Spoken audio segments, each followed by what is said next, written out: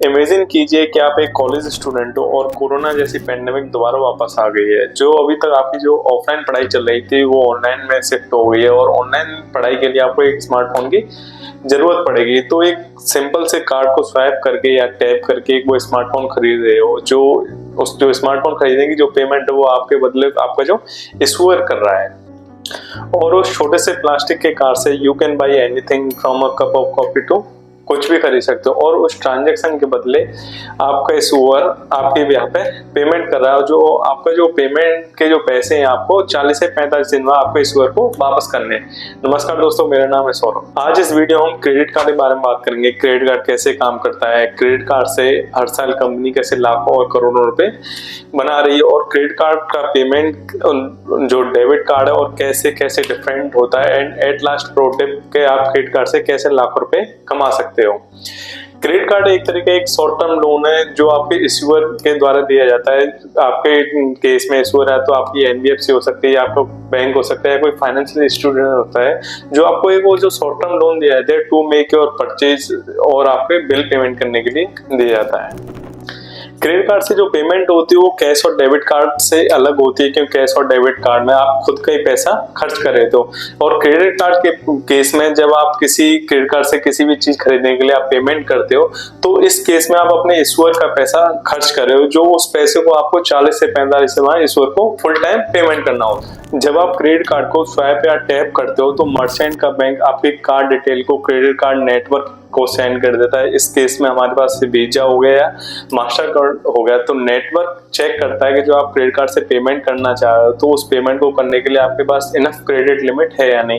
अगर आपके कार्ड में इनफ क्रेडिट लिमिट होती है तो जो नेटवर्क है वो आपके ट्रांजैक्शन को आगे प्रोसेस कर देता है। इस केस में आपके क्रेडिट कार्ड से पैसे डिडक्ट होकर मर्चेंट के बैंक अकाउंट में ट्रांसफर हो जाते हैं। जब हमें क्रेडिट कार्ड से पेमेंट करने पर एक शॉर्ट टर्म 40 से 45 दिन का इंटरेस्ट फ्री लोन मिलता है। अगर हम उस स्टेटमेंट जनरेट होने के बाद हम क्रेडिट कार्ड का फुल पेमेंट कर देते हैं तो इस केस में क्रेडिट कार्ड कंपनी कैसे लाखों करोड़ कमाती है।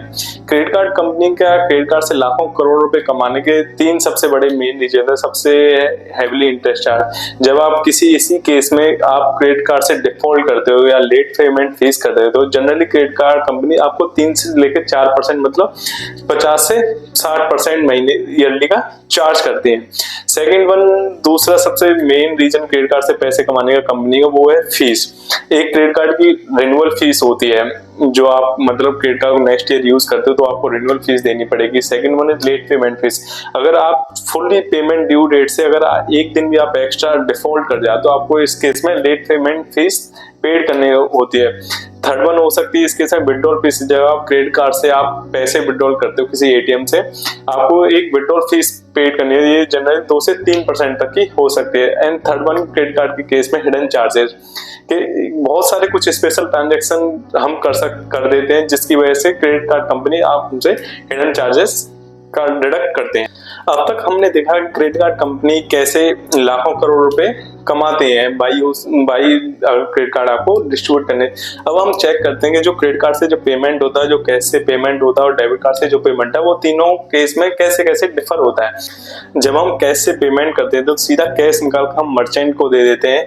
इस केस में कोई भी ट्रांजेक्शन करने पर हमें कोई भी फीस नहीं लगती, ना ही कोई हमें रिवॉर्ड पॉइंट मिलता है। वहीं हम बात करें डेबिट कार्ड से, जब हम डेबिट कार्ड से पेमेंट करते हैं तो इस केस में जो हमारे जो पैसा है वो सीधे हमारे बैंक अकाउंट से कट के मर्चेंट के अकाउंट में चले जाता है। इस केस में हमारे पास इस ट्रांजैक्शन को पूरा प्रोसेस होने में कोई भी चार्ज नहीं लगता है, पर इस केस में हमें फ्यूअर रिवॉर्ड्स मिलते हैं, या हम कह सकते हैं हमें ना के बराबर हमें रिवॉर्ड्स मिलते हैं। जब हम क्रेडिट कार्ड से पेमेंट करते हैं तो हमारे इस केस में जो हमारा जो इश्यूअर है हमारे ब्याह में किसी भी मर्चेंट को पेमेंट प्रोसेस करता है। इस केस में जब उस ट्रांजैक्शन कंप्लीट होने में अदर देन स्पेशल ट्रांजैक्शन के अलावा हमें कोई भी फीस पेमेंट मतलब फीस डिडक्ट नहीं होती, और इसके अलावा हमें हायर रिवॉर्ड्स देखने को मिल जाते हैं। स्पेशल ट्रांजैक्शन अगर जैसे हम किसी भी बैंक का हम स्पेशली क्रेडिट कार्ड लेते हैं और उसके साथ जो प्रीफर्ड मर्चेंट होते हैं उसके केस में 2 से लेके 5% तक कैश फॉर रिवॉर्ड पॉइंट्स हमें देखने को मिल जाते हैं।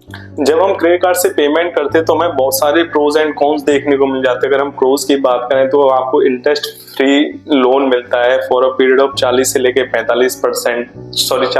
45 दिन का। आपको हायर रिवॉर्ड्स देखने को मिल जाएंगे। अगर आप किसी बैंक से जो प्रीफर्ड मर्चेंट बैंक उस किसी बैंक है उस केस में आपको 2 से लेके 5% तक का रिवॉर्ड पॉइंट्स मिल जाएंगे। और तीसरा सबसे जो प्रोज है क्रेडिट कार्ड का, जिससे अगर आप क्रेडिट कार्ड से ऑन टाइम पेमेंट करते हो तो आप जिसकी वजह से आपका क्रेडिट स्कोर बूस्ट होगा। अगर हम प्रोज की बात करें, अगर आप किसी भी पेमेंट में आप अगर फुली पेमेंट ना करें, कुछ पार्शियल पेमेंट करते हो तो उसमें जो इंटरेस्ट लगे वो हेवली इंटरेस्ट पेड किया जाता है बैंक के द्वारा। वो जनरली 3 से 4% और 50 से लेके 60% तक का पर ईयर का चार्ज किया जाता है। इसके अलावा लेट पेमेंट फीस भी चार्ज की जाएगी एडिशनल। अब तक हमने देखा कि पेमेंट कैसे प्रोसेस होता है इन ईच कैटेगरी, कैसे पेमेंट होता है, डेबिट कार्ड से कैसे पेमेंट होता है और क्रेडिट कार्ड से पेमेंट कैसे होता है। और एक जनरली हमारे दिमाग में जो यंगस्टर उनके मन में एक डाउट रहता है, शुड आई गेट वन का क्रेडिट कार्ड और नॉट, के हमें क्रेडिट कार्ड लेना चाहिए या नहीं लेना। ये टोटली आप पर डिपेंड करता है कि आप डिसिप्लिन हो पैसे के साथ। मैंने जो आप क्रेडिट कार्ड से पैसे खर्च कर रहे हो उतना पैसा आपके बैंक अकाउंट में रिजर्व पड़ा है कि नहीं, जो आपकी स्पेंडिंग हैबिट्स है वो लिमिटेड है कि नहीं। अगर आप पैसे के साथ डिसिप्लिन हो या आप जितना पैसा क्रेडिट कार्ड से खर्च कर रहे हो वो आपके पास उतना पैसा रिजर्व में पड़ा है, then you should go for credit. अगर आप क्रेडिट कार्ड से ओवर स्पेंडिंग करते हो या लेट पेमेंट फीस करते हो तो आप एक डेट स्पाइरल में फंस सकते हो क्योंकि बिकॉज बैंक चार्ज 40 से लेके या 50 से लेके 60% तक का पर एनम का इंटरेस्ट हेवली चार्ज करते हैं। अगर हम इसके एडवांटेज की बात करें तो सबसे मेन एडवांटेज है इंटरेस्ट फ्री लोन मिलता है 40 से 50 दिन तक, कि आप या तो फर्स्ट ऑफ मंथ को आप पैसे खर्च किए और वो 30 तारीख के बाद आपने जो एक महीने में आपने जो भी पैसा खर्च किया वो 30 तारीख के बाद आपका बिल जनरेट होगा। उसके बाद आपको 15 से लेके 20 दिन का एक्स्ट्रा टाइम मिलता है to get a full payment. और सेकंड वन इसका एडवांटेज हाई रिवॉर्ड्स मिलते हैं। जैसे आप अगर किसी बैंक के प्रीफर्ड मर्चेंट के साथ पेमेंट करते हो जनरली आपको 3 से लेके 5% तक का रिवॉर्ड पॉइंट्स मिलेंगे। और वहीं आप नॉर्मल स्पेंडिंग करते हो क्रेडिट कार्ड से जनरली आपको 1% तक का रिवॉर्ड पॉइंट देखने को मिल जाएंगे। और आप क्रेडिट कार्ड को एज एन इमरजेंसी फंड के लिए यूज कर सकते हो। इनकेस अगर इमरजेंसी आ गई तो आप क्रेडिट कार्ड से पेमेंट कर सकते हो। और सेकंड फोर्थ वन सबसे आपके अगर क्रेडिट कार्ड से अगर आप ऑन टाइम पेमेंट करते हो तो आपको क्रेडिट स्कोर बूस्ट होने में बहुत मदद मिलती है। अगर आपका क्रेडिट स्कोर जितना हाई होगा आपको इतना इजी लोन मिल जाएंगे एट लोअर इंटरेस्ट पर। क्रेडिट स्कोर जनरली एक नंबर है from the range of 300 to 850। Credit score generally show करता है कि आप कितने भरोसेमंद हो। जो आपने लोन ली गई है किसी भी एनबीएफसी या बैंक से तो आप उसे कितने टाइम पे या जो ऑन टाइम पेमेंट कर रहे हो। आपका क्रेडिट स्कोर जनरली पेमेंट की पास्ट हिस्ट्री और क्रेडिट यूटिलाइजेशन पर डिपेंड करता है। आप क्रेडिट लिमिट का कितने % आप पैसा यूटिलाइज करते हो।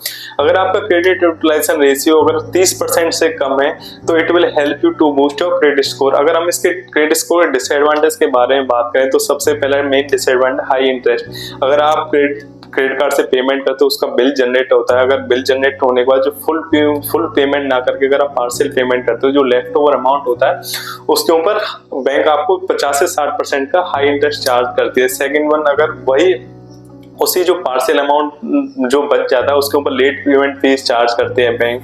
और उसके बाद कुछ फीसेज होते हैं, चार्जेज होते हैं, जैसे क्रेडिट कार्ड की रिन्यूअल फीस हो गई, लेट पेमेंट फीस हो गई और उसके बाद कैश विड्रॉल फीस हो गए। और उसके बाद बैंक के कुछ क्रेडिट कार्ड के कुछ हिडन चार्ज होते हैं जैसे IGST and SGST in case of EMI। I hope आपको बहुत कुछ क्लियर हो चुका होगा क्रेडिट कार्ड कैसे काम करता है और मुझे क्रेडिट कार्ड लेना चाहिए या नहीं। एट लास्ट में जो प्रोडक्ट आप क्रेडिट कार्ड से कैसे लाखों रुपए कमा सकते हो। जैसे आप सपोज करोगे क्रेडिट कार्ड से जनरली आप ईयर में 2 लाख रुपए खर्च करते हो। अगर हम क्रेडिट कार्ड जो रिवॉर्ड्स पॉइंट देता है जनरली अगर हम उसे 2% का कैसे मान के चलें 2 लाख रुपए, तो इस केस में आप 4,000 रुपए साल के कमा सकते हो।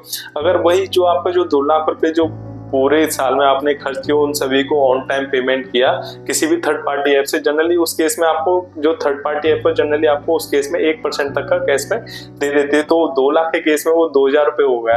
अगर हम जो हमने 2 लाख रुपए पूरी साल में खर्च किए उसे हम किसी सेविंग बैंक अकाउंट में रख देते हैं। अगर हम सेविंग बैंक अकाउंट का इंटरेस्ट अगर हम 3% कैलकुलेट लेके चले तो इस केस में 6,000 रुपए हो गया।